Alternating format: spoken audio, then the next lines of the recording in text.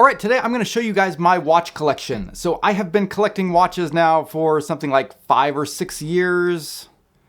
Actually, I think it's going on 7 years now. And basically that's how this channel got started. I just started buying watches and then I would post reviews of the watches that I bought, and I've just kept doing it since then. And obviously as the channel has gotten more popular, that has drastically affected the way that I acquire watches and collect watches.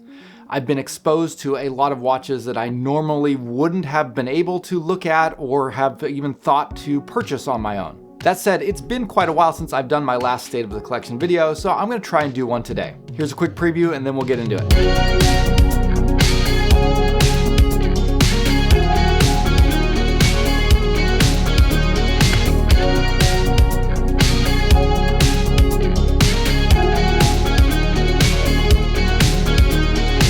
Hey guys, welcome back. My name's Dave. The channel is Just the Watch, and as always, I'm recording this from my house in Iwate, Japan. And today I'm going to be doing a State of a Collection video, which is always a difficult thing because I probably have 50 or 60 watches in the house at a given time because I run a review channel. So watches tend to accumulate here in my house. Every once in a while, I try and sell a bunch of them off at steep discounts. There will be one of those sales coming up sometime in the next couple of months, hopefully before the end of the year, so stay tuned for that. I try to make these subscriber sales an opportunity for you guys to get watches at a very low price, but that's not what we're here to talk about today. I've got 2 watch boxes here that I'm going to be opening up and showing you. Incidentally, these watch boxes were sent in by Daily Watch. Link to them down below in the description if you want to check them out. But I've kind of got my collection broken into these 2 boxes. This is a 10 watch box slot here. This one holds 8. My goal is to get down to an 8 watch collection. I think that would be my ideal number, to try and get to the point where I have 8 watches that I really love. If I was ever gonna quit the channel, maybe I'd sell everything else off, keep those 8. So I have 8 watches in here that I really like, that I am set on keeping for a while until something better comes along to replace them. And these 10 here are kind of the challengers. These are watches that maybe I've picked up to review or have been sent in for review that I really liked, and I just want to try them out for a while, so I've got them in here. Maybe they'll make it someday from this box into this box. But this is more, I think, where there's going to be a lot more shift, and I'll be, moving things in and out of this box fairly frequently. And so from time to time, a couple times a year, I want to do an update and sort of show what the current state of the collection looks like, what's sort of in my rotation, if any are making it more into my kind of more permanent collection. So with that said, let's dig into this box first.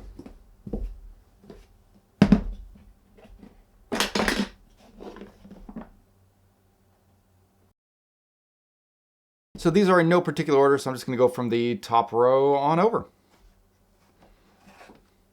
All right, first off, we have the Gavix Avid Diver 2. This is a watch that was sent to me by Gavix, which is a Belgium-based micro brand that does a lot of military watches.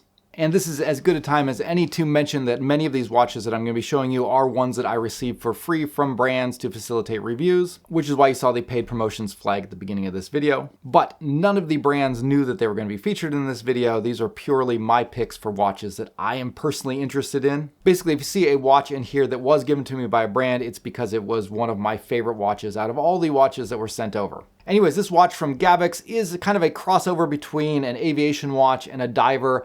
I like it because to me this is really an aviation style watch. It has a GMT feature and it's got this really cool little marker on it. You have 2 crowns here and you would expect that the second crown would operate an inner rotating bezel, but instead it just moves this triangle around the outer portion of the dial. You can use that marker to remind you of elapsed time and a number of other things. It's kind of a fun and unique idea. Anyways, I think it's really cool. You can watch the full review on it if you're interested. This is one of the larger watches that I have. I have it swapped over to a leather strap that I got from Strap Mill Canada. And honestly, one of the things that I really like about this watch is it kind of reminds me of a sort of Grail watch of mine from LOO. They have a dual crown GMT that I really love. This is kind of satisfying that itch for me. But let's go on to the next one. So this is a watch from Torgoen. This is one that I purchased for review because I've been interested in Torgoen. As you guys might know, I really like pilot's watches. Torgoen specializes in that. They make relatively affordable ones. This one here is their T9. Again, just kind of a really classic looking pilot's watch with a GMT function. Love the colors, love the style. This has a Ronda quartz movement inside of it. It's not the best GMT movement. It's a little bit of a pain to set the GMT hand because it is not a jumping GMT hand. It can be adjusted freely and completely independently of the main hour and minute hand, which can be helpful for trying to approximate half-hour offsets, but it's a fairly inexpensive quartz GMT movement. The rest of the watch is really well made. I've been enjoying it. It's something I kind of want to try out and give Torgoen more of a shot, so I've got it in the rotation now. All right, next up we have my Seiko Dress KX, and this one I have swapped over to a bracelet from Uncle Seiko, or Uncle Straps, I guess now they've been rebranded as. This is a President style bracelet, and this is probably one of my favorite Seiko 5 watches, if not my favorite Seiko 5. I just love how versatile this is. For me, this is the most unique watch in the Seiko 5 line. There's not really any previous precedent for a watch like this from Seiko, and there's not really many equivalents to it in any of their other lines. It's basically like a smaller SKX without a bezel, and it's a great looking, highly versatile sports watch that you can get for not too much money. There's a ton of modding options. It only comes with a hard Alex crystal, but if you want to upgrade it to a sapphire crystal, you can, so it's a great platform to play around with. And so in terms of affordable Seikos, this is like one of my top picks. I've got the gilded version with the black dial and then gold handset and markers, which I picked up because that was the cheapest one on Amazon when I was looking to do a review, but actually really fell in love with this colorway when I got it. All right, next over to a very new watch that I just reviewed not too long ago. This is a watch from LOO. I really like LOO as a brand. They tend to be a little bit pricier than comparable micro brands in terms of specs and things like that, but the overall quality of the watches is superb. I love how they draw their inspiration from their own heritage and history. And so especially when you're talking about Flieger watches and a Type B Flieger, which is my favorite kind of Flieger, I was really excited when What A Watches sent this one over for review. And I just think this is one of the coolest Type B Fliegers that I've seen, really leaning into that vintage look with the old radium style lume. And then they've gone with a blacked out logo and markings on this.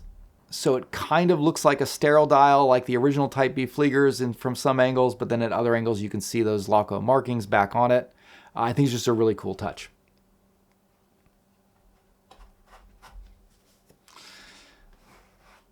All right, next up we have yet another pilot's watch. So yeah, I like pilot's watches. This one going back to the World War I era with a sort of reimagining of watches from that time period by Vario. I believe this one is their 1912, and it's kind of the off-centered. The idea being with these style watches is that you can check the time without having to rotate your wrist in front of you. You just kind of look at it like this. If you were flying a plane or something, you kind of go like that, and you could easily see the time on your wrist. This has a navy blue enamel dial. Everything about it is just so beautifully done, and it really kind of, I think, sums up the best of what Vario offers, even down to the strap and the construction of that. Yeah, just a really beautiful, cool, kind of unique watch. I don't have a lot of super fun watches in my collection right now, so this one kind of is that one. If I'm looking for something really interesting, this is the one that I go to.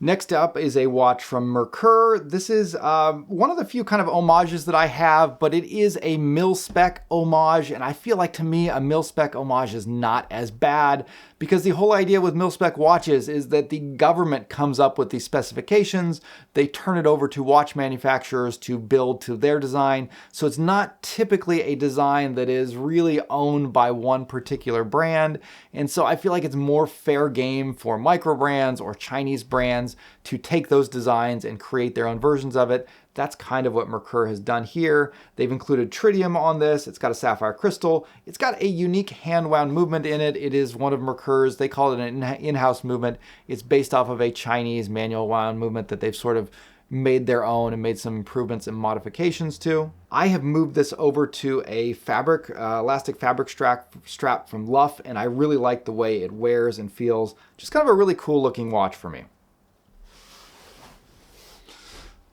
Next up, we have another watch from LOO. This is their Halle, which is a kind of Bauhaus inspired sort of dress or casual watch. I wanted to not have multiple watches from the same brand in my collection at a time. At least that's kind of the idea, but you're gonna see that I break that rule on a number of occasions. LOO in this case, because I had the Halle in, I've wanted to try it out. This is sort of a different line from them. It has a bit of a Nomos feel, and I don't have any Bauhaus style watches. Laco being made in Germany, it's kind of cool that this is, yeah, coming from them. Anyway, stark white dial, simple Arabic numerals, and stick hands. Very basic watch, kind of, again, really leaning into that Bauhaus look. Wanted to give that a try. All right, next up is one of the few dive watches that I have in my collection, and this is a watch from Jano. This is one of the most expensive watches that I have, so big thanks to them for sending it over. And the overall quality of this watch is pretty outstanding. That's one of the reasons I'm really drawn to it. I also like that this is sort of an Rolex homage, but I feel like in more of a true sense, like they are really showing a lot of interest and respect to Rolex's designs, and they're producing a watch that Rolex has never made. So there are clear influences from Rolex in this design in a lot of a lot of individual aspects of it, but they've combined them and created a watch that, yeah, Rolex never did actually make, and I appreciate that. And yeah, the overall quality is outstanding. The retail price on this watch is, I think, around $1,500 or $1,600. So again, significantly more than most of the watches that I have. And yet you can definitely feel that price difference in quality comparing it to other dive watches that I've looked at. Another relatively new one to me. I picked up this Timex watch on a whim when I saw it on sale on Amazon, Japan. I typically have a hard time getting a hold of Timex watches here. They tend to be more expensive, and so I tend to drift more towards Casio because they're really cheap and easily accessible here in Japan. But I saw this Expedition North, and I was completely blown away by the specifications. And I think on Amazon Japan, it was on sale for like around $100. This is for a solar-powered watch from Timex, 100 meters of water resistance, sapphire crystal. So way better than any other Timex watch I had reviewed before. I'm still working on the review for it, but it really shot up kind of to the top of my list of some of my favorite watches and made it into this watch box because of it. All right, last watch from this box. This is the Arbus Ascent. So this is one from Jody's company that he created with Mr. P. And I've gotten to review a lot of Arbus's watches. The Ascent is definitely my favorite that they've released so far. Just a really impressive sports watch. And I appreciate it both from the design perspective and from the quality perspective. You can definitely see the influences that they've drawn from. There's a little bit of Grand Seiko in here, even a little bit of regular Seiko with some kind of Sarb looks, and a lot of Omega Aqua Terra. But the quality on offer is outstanding, especially for the price. And I've just had so much fun pairing this white dial, this white enamel dial up with different straps. Currently, I've got it on this blue strap from Vario, and I've also really enjoyed it on a sailcloth strap from LOO Diver. So many great strap options there. Really great Gata watch, as Jody likes to call them. Okay, and that's gonna wrap it up for this box. So these are the 10 watches that, yeah, I'm kind of testing out, that maybe they'll make it into my permanent collection someday, but I expect that, some of these will be shifted out. So the next time I do a review, hopefully we'll see some different ones in this box. Let's move over to the next one.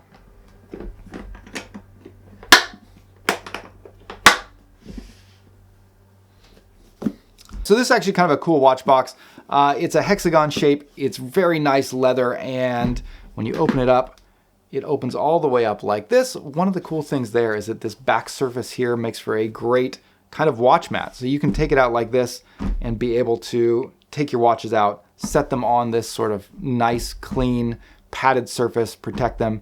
Really like the box, and that's why I've got kind of what I expect to be not my permanent collection, but sort of my current keepers. So I have 8 watches in here. We'll go through them, and yeah, the first 2 are from Seiko. So first off, we have this Seiko Alpinist. This is one of their more vintage style Alpinists. It is a new watch, but it's not the Alpinist that has the inner rotating compass bezel. This is just a simple 3-hander with date. It's one of the smallest watches that I wear, coming at 38 millimeters. I typically stick closer to 40 on my 7.5-inch wrist. Again, this is another one that I got because it was on sale on Amazon. I thought I would buy it, review it, and flip it, but I bought it, opened the box, and pretty much was set on keeping it after that. I really fell in love with the dial of this watch. It has such a cool, deep blue dial to it with such an interesting pattern to it. It sort of looks like pinstripes from a distance, but when you look really close at it, and even when you see it in sunlight, it kind of has this 3D depth to it where it looks, it almost looks like coils of rope going down the vertically down the dial. Really interesting. I'm not sure how they did it, but when you combine that with the classic triangular markers and that beautiful handset, yeah, this is one that I just really fell in love with. It is, again, an extremely versatile watch. I can use it as a dress watch. I can use it to go hiking as it's built for. This is a Prospex watch, so it does have the full 200 meters of water resistance and a screw-down crown, a sapphire crystal. It's a little bit higher spec than your typical sort of entry-level Seiko watches. I have this one on a strap from Carl Friedrich, and I think that the chocolate brown here really complements that deep blue dial. I tend to prefer leather straps to metal bracelets, and while the bracelet that this came on was okay, it wasn't my favorite aspect of the watch, so much happier with it on this leather strap. Okay, next up we have another Seiko watch, and this is one that I've also, I've had it for a while. I really love this watch. I'm terrible with numbers, so I'll put the model numbers up on the screen. You've been seeing them as they go. It's part of the Sark series. This is a Presage. The really cool thing about this is that it has an Japanese lacquer urushi dial. So urushi is made from a kind of tree sap that is native to Japan. They use it in a lot of traditional lacquerware, and it's a very unique material to make a dial out of. It has a very deep, highly glossy black finish, and Seiko just did an amazing job here on creating a legible watch with that dial. I mean, you would think that a dial that's that glossy and reflective would make it difficult to see hands and markers. Oftentimes on other watches with highly glossy dials, that's what I see happen. Seiko created a handset that is gold, and it has this matte sort of powder blasted finish to it that is so easy to see against that black dial. It's like almost from any angle, that gold handset just shines so brightly. Likewise, the same thing with the Roman numerals. They are a very crisp, stark white that always, just is always visible. Super classy watch. I currently have it on a cordovan leather strap from Caseback Watches. He sent that one over for review. I think it's just the color of the leather is a great complement to the watch itself. This watch came on a black crocodile leather strap, which was very cool, but I tend to prefer brown straps to black straps. Anyways, I might go back to the crocodile at some point, but for now, I really like it on this cordovan leather strap. All right, now we are moving over to a watch from Tuseno.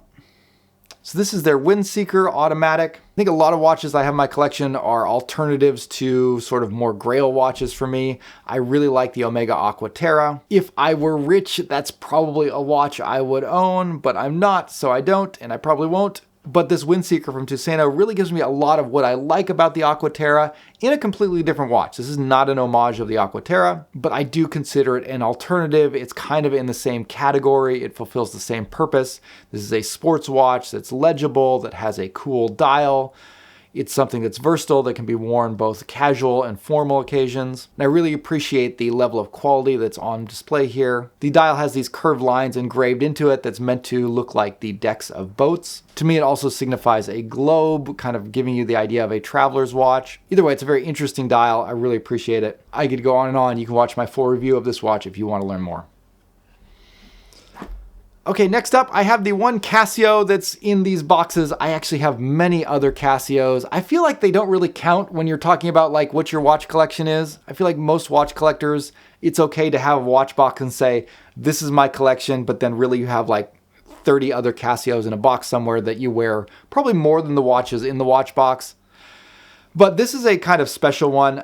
This is a Casio Royale that has been modded with an SKX mod bronze and sapphire kit with an FKM rubber strap. So this is like a Casio Royale that has been upgraded. So Casio makes a sort of bronze looking watch like this, but it's in a plastic case with a plastic strap. And so I always thought that's kind of interesting that Casio they're making these watches where, they're meant to look like they're more expensive. They make cases that look like they're metal, but they're actually plastic. And that's because Casio specializes in these kind of really affordable, cheap watches. But if they're trying to make it look like it's made out of the real materials, wouldn't it be cool to be able to get one that actually is made out of the real materials?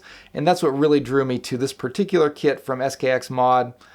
And after putting it together, I was so happy with the way it turned out. This has become sort of my permanent Casio. It's a fairly expensive project to do. It's probably not going to be worth the money for a lot of people, but I was sent the kit for free as part of a review, so I was really happy to be able to do that. And I just absolutely love the way it turned out. Okay, let's go down to this one, which when I first started watch collecting, I think I saw this watch reviewed by Urban Gentry. TGV did a video on it. And yeah, that was a genuine, legitimate Grail watch for me. This was. I think on Joma Shop, the watch was available for around $700, which was still a lot less than the retail price of over $1,000. Anyways, when I first started watch collecting, that was legitimately in Grail territories. I would never spend that much money on a watch. But just absolutely love the design of this watch. I love the kind of tie-in to Interstellar. I'm a big science fiction movie fan. I really like Christopher Nolan as a director, and I loved Interstellar. Again, I love Type B Flieger pilots watches, so this was just like a home run in so many areas for me. So I think when the channel hit 100,000 subscribers, I reached out to Joma Shop to see if they would give me a discount in exchange for a shout out in the video. They did, so I was able to get this at a pretty affordable price. And again, I was able to pay for it purely with money that the channel has generated. And I'm really happy I did. I don't see this one going anywhere anytime soon. Really enjoying it. Okay, now on to another category of watches that I love, which is GMT watches. And I've been on the hunt for sort of the perfect GMT for a while. And for me, I think this watch from Wise kind of is the end of that quest. This is everything that I could possibly want out of a GMT. It features Miyota's 9075 True GMT movement, great build quality materials with sapphire crystal, ceramic bezel, beautiful bicolor Batman style bezel, great dial, insane lume, just as Wise always does, great case shape and finishing, stainless steel bracelet with tool-free micro adjust, and it's got a cool custom handset as well. It's also got a bidirectional GMT bezel, which I think is a 72 click bezel. Either way, the action is great. As far as GMT watches under $1,000 go, I think this is the best option out there. All right, next up we have another watch that was, kind of a Grail watch of mine. This is the Boliva Lunar Pilot. Again, I would love to own an Omega Speedmaster, but I can't, won't, don't.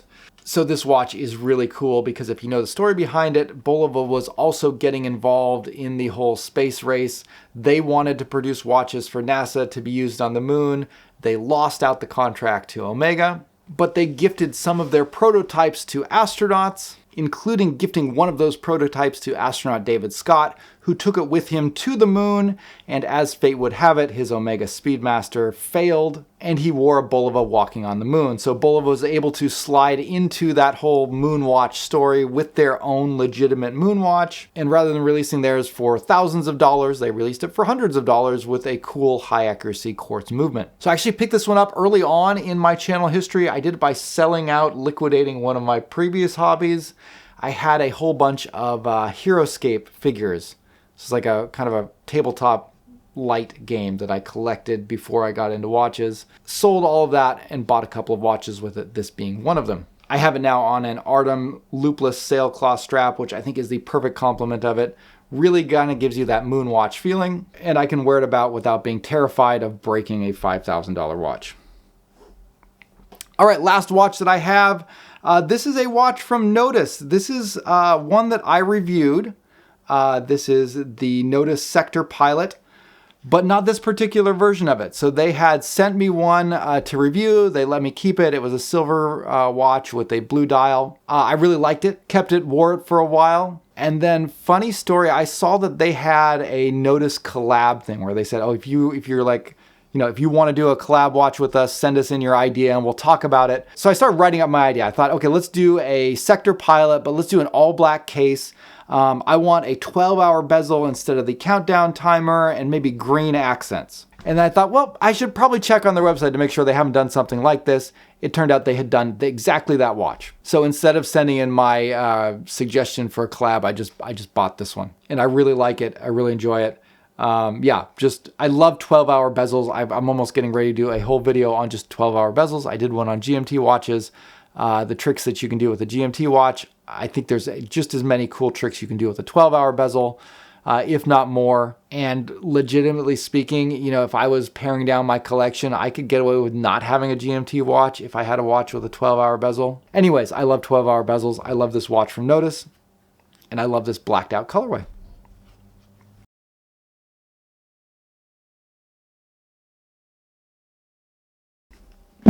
And that wraps up this very long State of the Collection video.